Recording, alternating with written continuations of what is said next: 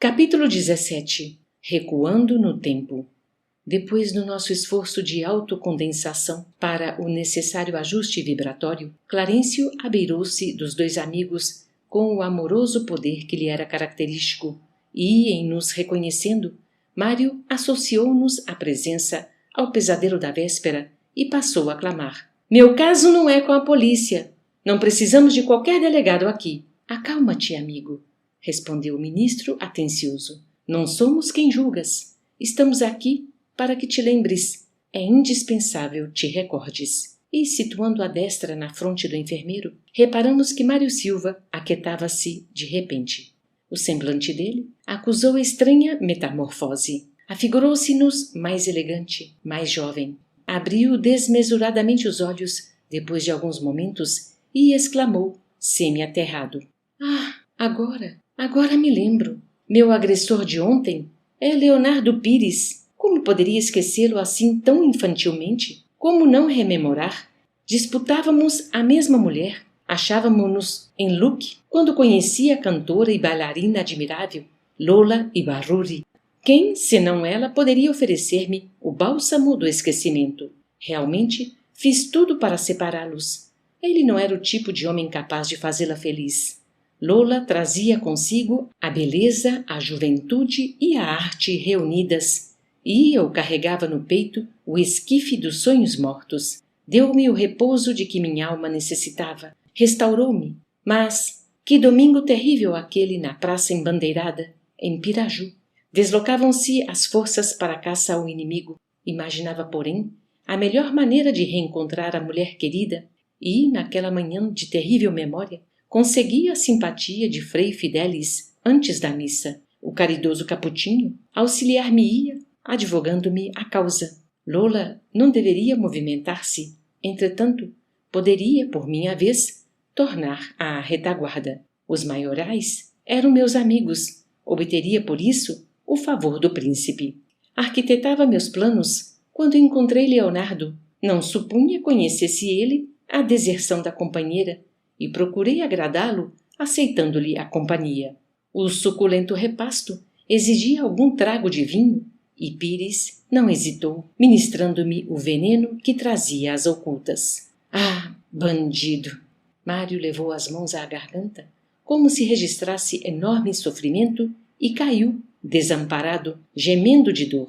O ministro, paciente, aplicou-lhe recursos magnéticos, balsamizantes, e o rapaz levantou-se, aturdido. Amaro, que se mostrava igualmente transtornado, acompanhava a cena com manifesta aflição. Clarencio ajudou o enfermeiro a firmar-se de novo sobre os pés e perguntou, concitando-o a relembrar. Por que razão te afeiçoaste à cantora com tamanho desvario? Por que não atendeste aos avisos da consciência que, de certo, te rogava não despertasses o ódio naquele que te aniquilaria o corpo físico? Apresentando a expressão de um louco, Mário desferiu desconcertante gargalhada e bradou. Por que amei Lola Ibarruri? Por que não tive escrúpulos em arrebatá-la ao companheiro que a retinha nos braços? Nosso instrutor afagava-lhe a cabeça com o evidente intuito de reavivar-lhe a memória. Ah, sim, prosseguiu Mário Silva, alarmado. Ausentei-me de Assunção, com o espírito irremediavelmente desiludido. De olhar vagueante, como se surpreendesse o passado ao longe, nos recôncavos da noite, continuou. Nos arredores da formosa capital paraguaia, construíra minha casa e era feliz. Lina era o tesouro de meu coração, minha amiga e minha esposa, minha esperança e minha razão de ser. Descendente de uma das famílias de Mato Grosso, aprisionadas pelo inimigo na invasão de dezembro de 1864, encontrei-a sem parentes, asilada por respeitável família que a adotara por filha estremecida. Ah! Quando lhe fitava os olhos claros e doces, sentia-me transportado a céus imensos. Era tudo que a mocidade ideara de mais lindo para o meu coração. Nela encontrava a divina novidade de cada dia, e, apesar das vicissitudes da guerra, mergulhávamos-nos ambos na rósea corrente dos mais belos sonhos. O próprio Marquês de Caxias conheceu-a e animou-nos à união. Foi assim que, em janeiro de 1869, Quando a trégua nos atingira, um sacerdote consagrou-nos o casamento. O conselheiro Paranhos prometeu ajudar-nos tão logo regressássemos ao Brasil para que o nosso consórcio fosse devidamente festejado. Vivíamos tranquilos, como duas aves entrelaçadas no mesmo ninho, quando tive a infelicidade de levar ao nosso templo doméstico 2 companheiros de trabalho e de ideal, Armando e Júlio. Sim, seriam eles amigos ou abutres. Sei apenas que Lina e eles se fizeram íntimos em pouco tempo. Com a desculpa de aliviarem os sofrimentos da campanha, os 2 passaram a gastar em nosso pequeno santuário de Ventura todo o tempo que lhes era disponível. Descansava minha alma na confiança sincera, até que um dia o semblante do narrador alterou-se de súbito. Esgares de amargura modificaram-lhe a feição. Imprimindo à voz lúgubre acento, continuou atormentado. Até que um dia encontrei Lina e Júlio abraçados um ao outro, como se o tálamo conjugal lhes pertencesse. Cravou em nós o olhar agora coruscante e terrível e acrescentou: compreenderão, acaso, a dor do homem que se vê irremessivelmente atraiçoado pela mulher em que se apoia para viver?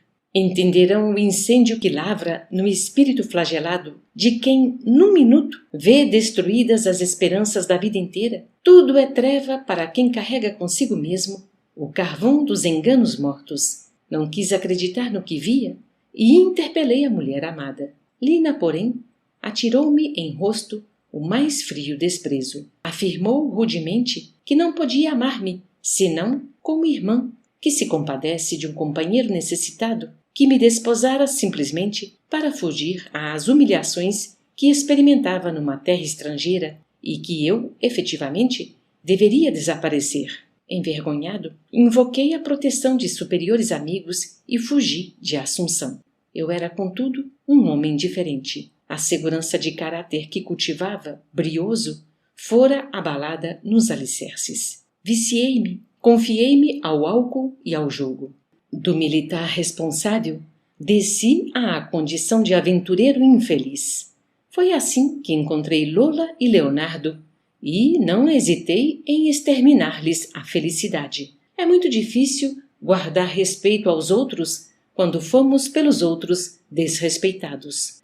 Valendo-se da pausa que se evidenciava espontânea, Clarencio indagou: e nunca recebeste notícias da esposa? Mário Silva, reconduzido à personalidade de Esteves pela influência magnética, exibiu sarcástico sorriso e informou: Lina, que passei a odiar, era demasiado cruel. Achava-me não longe de Assunção, depois de 3 meses sobre a mágoa terrível de que me fora sacada, quando vinha saber que Júlio fora igualmente escarnecido por ela. Certo dia, de volta ao lar, encontrou-a nos braços de Armando, o outro amigo que parecia consagrar-nos estima fraternal. Menos forte que eu mesmo, Júlio esqueceu-se do revés com que me dilacerara semanas antes e, cego de absorvente afeição, ingeriu grande dose de corrosivo. Socorrido a tempo na caserna, conseguiu sobreviver, mas, incapaz de suportar os males corpóreos decorrentes da intoxicação, depois de alguns dias, embebedou-se deliberadamente e arrojou-se às águas do Paraguai, aniquilando-se, enfim. Depois disso, nada mais soube. A morte aguardava-me em Piraju. O destino marcara-me impiedoso. Mário fixou desagradável cara Antônia e acentuou: sou um poço de fel. Não posso modificar-me. Haverá paz sem justiça e haverá justiça sem vingança? Nosso orientador ergueu a voz calmante e considerou generoso: é necessário esquecer o mal, meu amigo. Sem aquela atitude de perdão, recomendada pelo Cristo, seremos viajores perdidos no cipoal das trevas de nós mesmos. Sem amor no coração, não teremos olhos para a luz. Silva dispunha-se a responder. Entretanto, Amaro fizera ligeiro movimento e mostrou-se-nos singularmente renovado. Seu veículo espiritual parecia haver regredido no tempo. Revelava-se mais leve e mais ágil, e sua face impressionava pelos traços juvenis. Buscou aproximar-se do enfermeiro num gesto natural de cordialidade. Todavia, em lhe observando o rosto metamorfoseado, o antagonista bradou entre o ódio e a angústia: Armando? Pois é tu? O Amaro que hoje detesto é o Armando de ontem?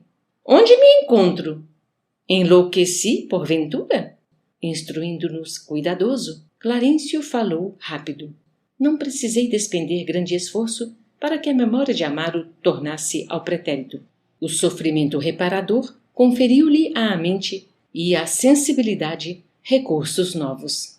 Bastou-me tocá-lo de leve para que aproveitasse a digressão do antigo companheiro, recuperando as recordações da época em estudo.